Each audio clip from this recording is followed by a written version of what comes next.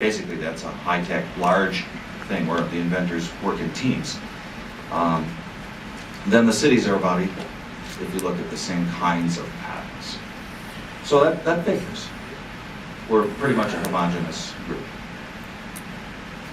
Now the assignees, the people who actually either paid for or finally get the benefits of a patent, are mostly out of town, with the exception of the biotech firms in town.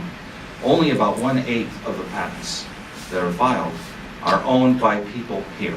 The rest all commute. So what does that say about the people who patent? They're commuters. They have to go out of town to get what they need. So patent assignees is a very important area.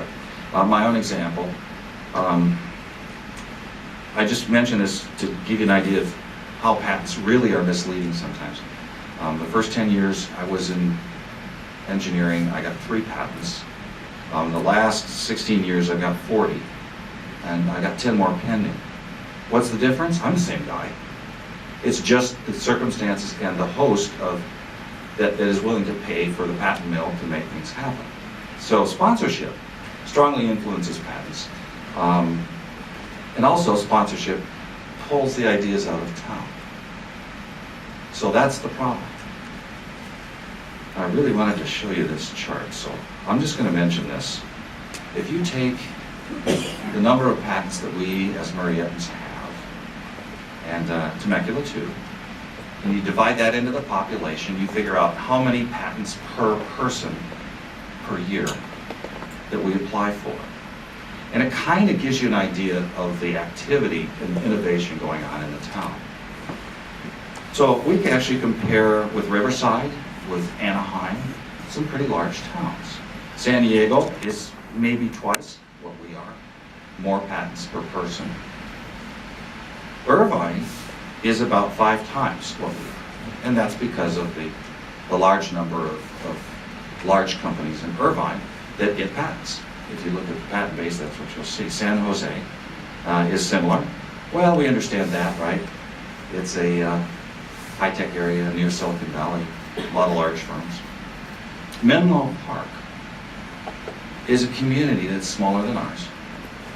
They have 32 times the patents per person that we do. 32 times. Something is going on in Menlo Park. Yes, there are many things that we can name about that town. But what it points out is there's a lot we can do to affect innovation in the town. And it isn't just about patents, but the point is that there are things that you can do that magnify, that grow, that multiply, instead of just assist. So that's what we want to try to do as a group. There's a lot of potential. Patents mark what we can do. And we found out already, for instance, that the people who hold patents are commuters, but there are a lot of people in this room that aren't on that patent list. So what they really need is a culture that promotes innovation, that amplifies and speeds it up. And they need also the ability to turn it into a profitable business. And this is why we have the gentleman here who will help you do that. Now, what's interesting too is that innovators are invisible. A lot of them don't file patents. A lot of them just have a notebook. And I'm sure you've had people come up to you and say things like, you know, I've got a bunch of ideas. And most of the time they'll focus on one and kind of obsess on it. You know, hey, I've got this idea and I really want this developed. But they don't talk about the other 10 ideas that are stuck in their notebook somewhere in their desk that they've forgotten about because they've got locked on this one that they think is the most promising, and they don't have the energy or the bandwidth to work on multiple ideas. So this brings up an area that we can work on. How many people have watched detective series on TV? Okay, right. Now a lot of you are inventors, so you'll know what I'm talking about here, but innovation, you have to know how it works, who innovates and why. If we're going to go after people who are innovators and try to understand innovation, then we need to understand how it's best accomplished. And to do that, there are some things that we have to look at for creative people. And our greatest ally is frustration.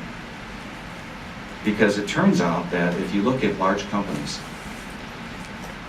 there's this great quote by Nathan Myhrvold, and he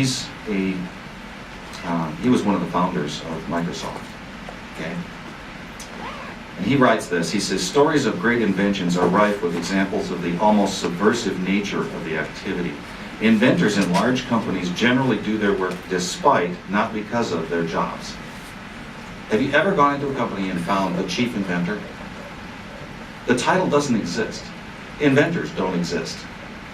If you want to keep your job, you have to be tied to something that's worthwhile, or when the layoffs come, the inventor goes first because he's subversive. I'm exaggerating it a bit, but it's really that way in large corporations. It's difficult because of the change that an inventor brings to the world.